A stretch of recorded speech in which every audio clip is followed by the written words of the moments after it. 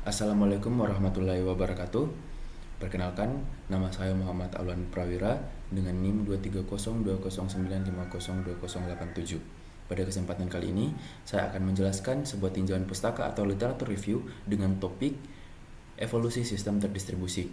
Adapun judul dari tinjauan pustaka saya adalah Evolusi dan Tren Sistem Terdistribusi, sebuah tinjauan pustaka tentang arsitektur, efisiensi energi, dan tantangan pendidikan. Jadi, tinjauan literatur ini memetakan evolusi sistem terdistribusi menuju arsitektur awan dengan menganalisis trade-off kritis antara efisiensi energi IoT dan tuntutan simulasi berkemampuan tinggi.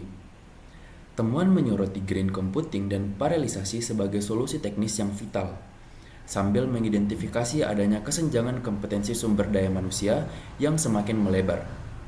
Akibatnya, studi ini menyimpulkan bahwa integrasi komputasi paralel dan terdistribusi atau PDC ke dalam kurikulum pendidikan tinggi merupakan hal yang mendesak untuk mengatasi tantangan teknologi di masa depan. Jadi, sistem terdistribusi ini telah berkembang menjadi infrastruktur global yang fundamental. Beralih dari manajemen kluster tradisional ke arsitektur komputasi awan yang kompleks dan berlapis-lapis.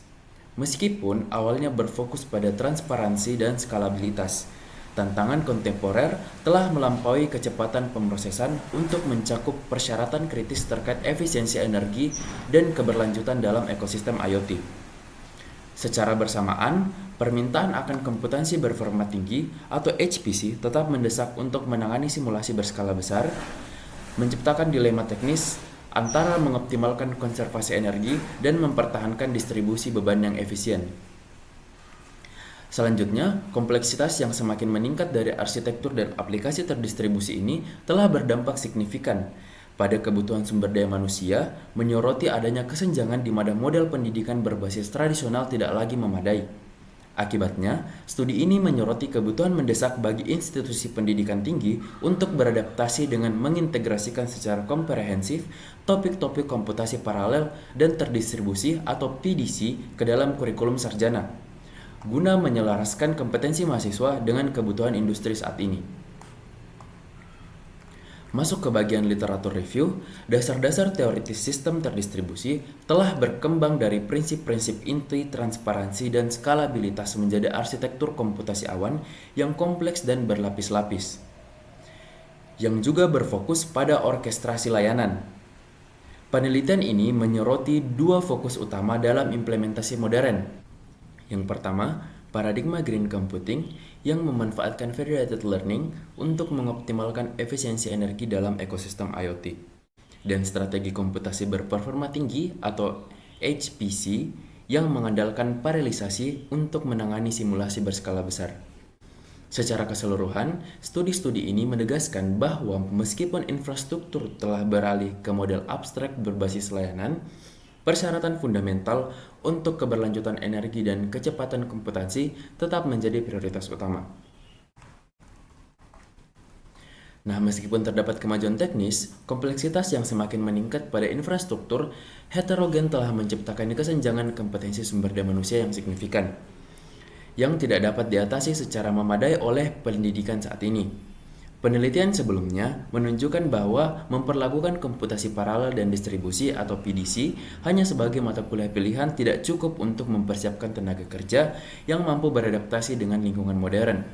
Oleh karena itu, studi ini menanggapi kebutuhan krisis untuk mengalihkan pendidikan PDC dari topik-topik terpisah menjadi kurikulum yang terintegrasi secara komprehensif guna menjembatani kesenjangan antara konsep teoritis dan penerapan industri.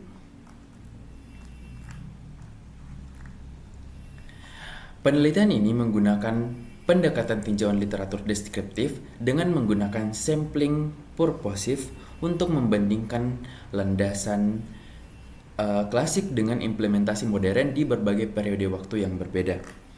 Pemilihan literatur ini memprioritaskan dokumen yang menggambarkan pergeseran paradigma dari manajemen kluster ke abstraksi awan. Nah, temuan disintetis melalui analisis tematik yang dikategorikan ke dalam 3 domain utama, yaitu keberlanjutan energi, kinerja komputasi, dan adaptasi kurikulum. Masuk ke bagian result and discussion. Literatur ini menunjukkan adanya transisi radikal dalam sistem terdistribusi dari manajemen klaster monolitik menuju arsitektur komputasi awan yang terfragmentasi dan berlapis-lapis, yang sangat bergantung pada virtualisasi kontainer dan orkestrasi layanan. Evolusi ini ditandai oleh dualisme kinerja yang jelas, di mana pendekatan yang sadar energi seperti federated learning diprioritaskan untuk ekosistem IoT. Sementara, paralelisasi klasik tetap esensial untuk simulasi big data berkecepatan tinggi. Akibatnya, temuan menunjukkan pergeseran dari solusi satu ukuran untuk semua menuju arsitektur dinamis yang harus beradaptasi antara efisiensi daya lokal dan kecepatan eksekusi back-end. Nah, hasil ini menunjukkan bahwa konsep tradisional transparansi distribusi telah mengalami transformasi fundamental.